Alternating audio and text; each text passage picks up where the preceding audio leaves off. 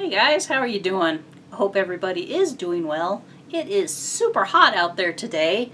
Not as hot as it gets in Phoenix, but hot enough that on my way home from work, my car's computer said, "It's too hot. We're not going to do any of the anti-collision stuff." So, no lane keep assist, no emergency braking, none of that. Luckily I was within, I don't know, a mile of work.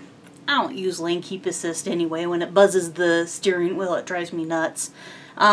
Anyway, it is hot. But let's talk cross stitch.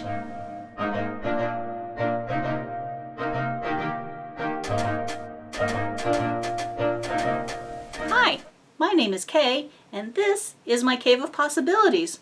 I have knitting stuff to the left of me, cross stitch to the right, and here I am, stuck in the middle with you. It's been I would have to say, kind of a random 2 weeks since I talked to you last. On some ways, there's a lot of cross stitch done. In other ways, hardly anything got done at all. But I guess we'll just look at everything. Princess is, of course, here to offer her opinions on things. We'll see how it goes. First, let's talk Lady of the Flag. I was very close to finishing her last week, and this week she is done. She is such a big project. I have to stand up, so there she is. All done, all done. And then I finished up the little bits of beading and the little bits of, back stitch down here where the last little places that I had left to go. And she's done, all done. I kept wanting to take her directly into the framers to get her framed, of course, but I knew I had to wait until I had some time to show her to you. So there you go. And you guys know that I was using a nurge hoop for the most part on her. And if you look kind of there in the center where the nurge spent the longest time, a bit of ironing, and all those stitches just popped right back up and fell right into place where they should go. So it looks excellent. Nice, clear, wonderful. I am very happy about how she turned out.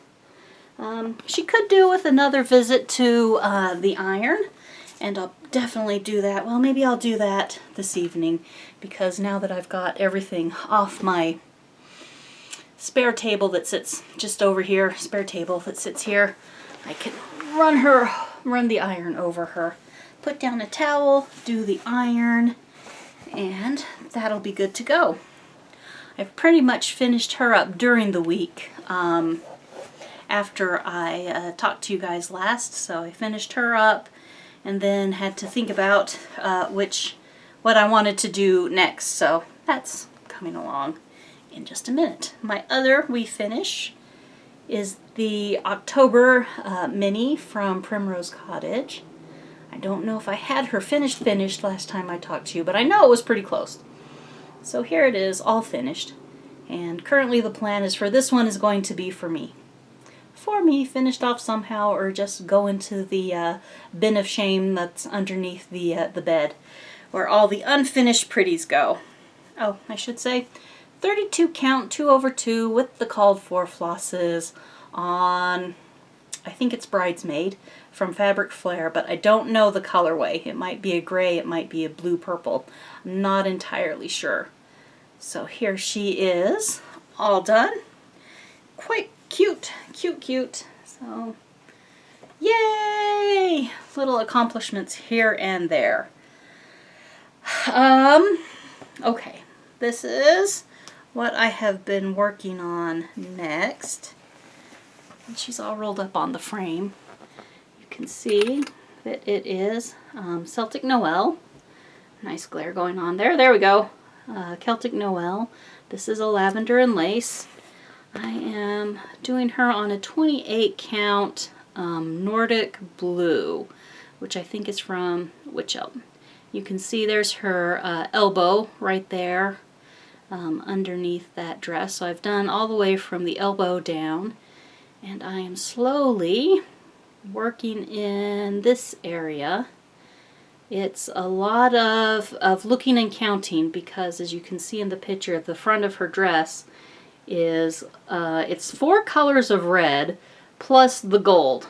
The pattern calls for a funky DMC gold, I don't remember what it was, but I chose to use a petite treasure braid. And I really like how the treasure braid works up, but I think it was a little too sparse on coverage for this project. I probably should have gone with the number 4 braid from Kreinik. I started on her. She's gotten 2, yeah, just 2. Let's see, there we go. The linen is really, really see-through, so kind of have to, it's thin. I think it's a witch elt. I'm not really sure, but it's thin, so that's why I have to have the board, otherwise you can just see right through it, which makes it really nice working on the darker fabric. I think she'll turn out really well. The red contrasting with the dark blue. Anyway, I worked on her the Saturday after I finished Lady of the Flag, and it took a while just to sit down with it and go over my pattern and see what I had marked off and see that I had spilled a glass of water over my working copy where I had highlighted everything, and so all of my marks and highlighters had kind of been saturated with the water, so it was hard to determine what I'd done and what I'd not, but there was enough clues down here for me to make a new working copy of the pattern and then mark some stuff up and know where I was going and where I should be able to finish up. So she is in progress.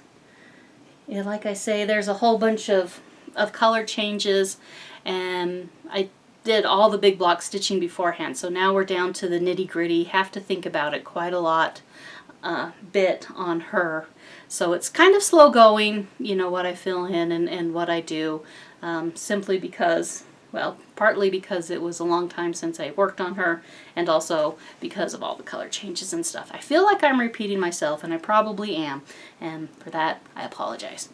Alright, the next one of the things I worked on was just a little tiny bit of my Christmas by the letter. This is a Lizzie Kate. I finished the H and filled him in, and I didn't do anything else. I think I burned out on this one. Just finished up July.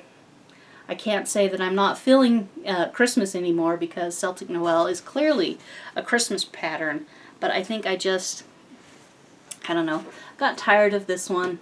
I am stitching this on a 32 count opalescent, no, yeah, raw gold. So raw is the color of the fabric, and then gold is the color of the little flashes in there. And so this one is coming along quite nice when I work on it, but I think it's just going to be tucked away until maybe November or December, and I'll feel like getting after it a little bit again. Yeah, probably. Then, let's see. I signed up for, this is the wrong pattern. Well, that's interesting. I signed up for the Coeur d'Alene Lake City Stitchers Retreat.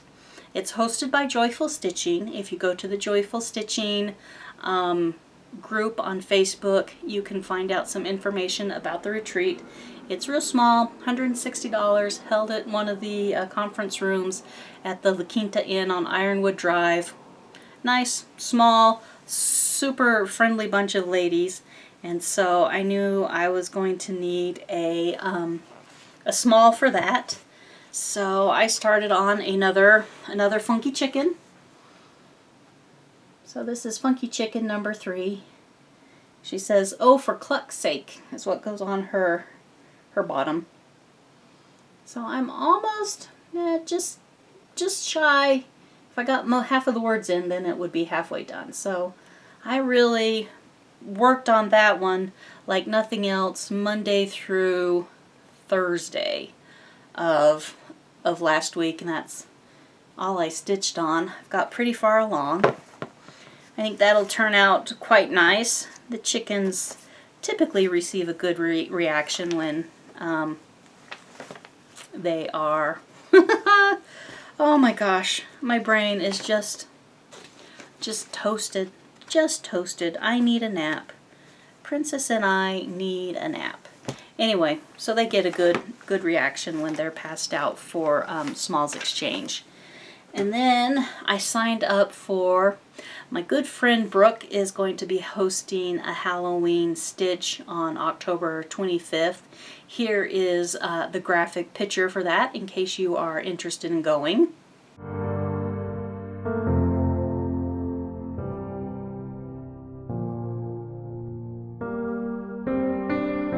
The Courtyard Marriott that they're hosting the event at is a nice one. We've stitched in their ballroom before. It holds about 80 people super comfortably, you know, plenty of space between each other at the tables, plenty of space between the tables. It's just going to be a one-day stitch thing. I'm trying to decide what I want to do for a Smalls Exchange for that one, but I may have bit off more than I can chew and not be able to Smalls Exchange all of that. So I'm really looking forward to going to that little witchy stitchy stitch day, one-day retreat up in Layton. It's not too far away. It'll be absolutely easy to get to and come home from. Plans? Probably just a Celtic Noel or Celtic Christmas, I guess is its proper name. And then, I don't know, whatever I feel like as far as cross stitch goes. I need to take Lady of the Flag off to my knit group. We meet on Thursday, the third Thursday of the month. I need to take her with me to show her off, and then she can finally go to the framer. Yay! I don't usually do books, but I did support Brandon Sanderson at the last fundraising campaign he did. They were doing leather bounds for, I think it was Words of Radiance, which is one of the Stormlight Archive books, but I didn't get that. But one of the add-ons was another mystery novel, and so that finally came in the mail, and so this one is Isles of the Ember Dark. It showed up on Friday, so Friday and Saturday of last week I just sat here in my comfy chair and just read and read and read. I really enjoyed the book and the story. I find that I like the smaller stories, the more adventure stories, the stories that have a little bit smaller of a focus. I enjoy them far better than I do the big chonkers that are the Stormlight Archive. I mean, don't get me wrong, Stormlight Archive is still great, but I just find for me about 400 pages, this is, you know, just over 400 pages, about 400 pages is really enjoyable for me. A nice book.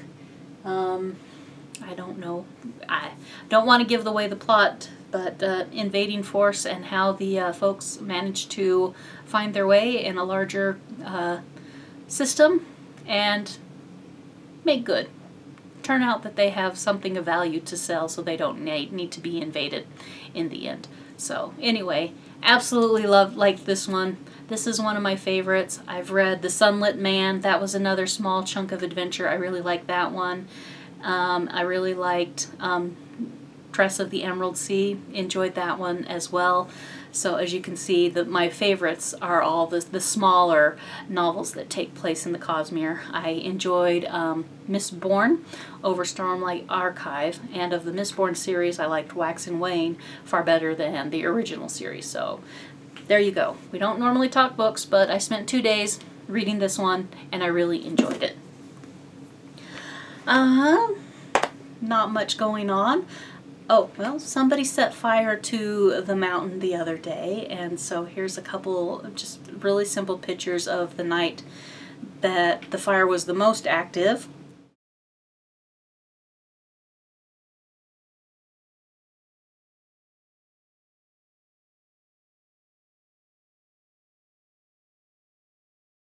It is, from what I read today, it is 0% contained, but it raced up over the mountain so fast that most of the trees and the shrubs didn't catch. It was just burning grasses and just went up and over.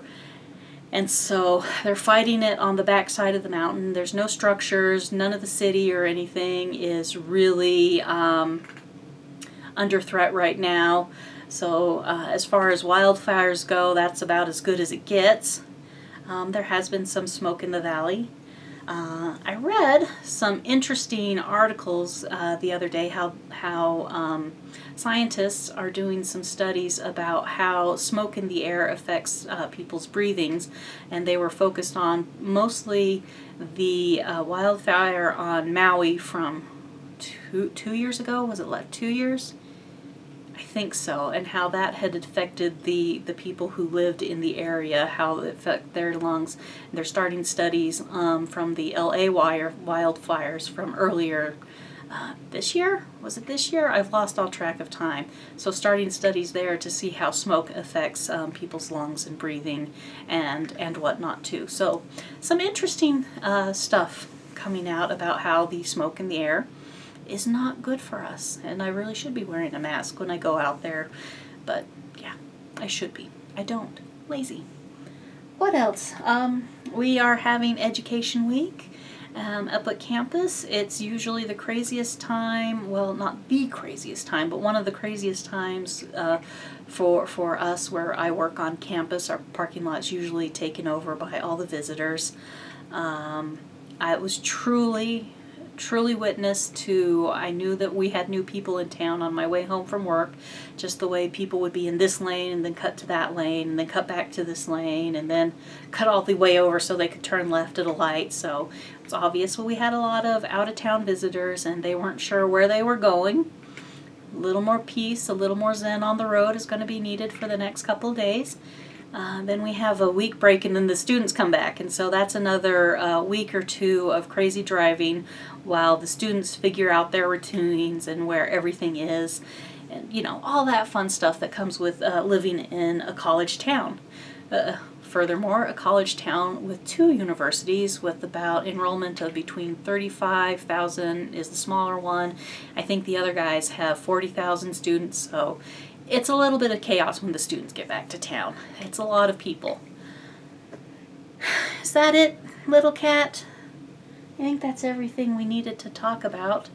As usual, I talk pretty fast and don't give a lot of detail because I always forget the detail because I'm talking fast, because I don't normally talk, because introvert. So yeah, there you go. Okay. I hope you all are doing good and finding the hope and beauty in every day. One step forward, one step up. Love you guys. Hugs and stitches. Bye.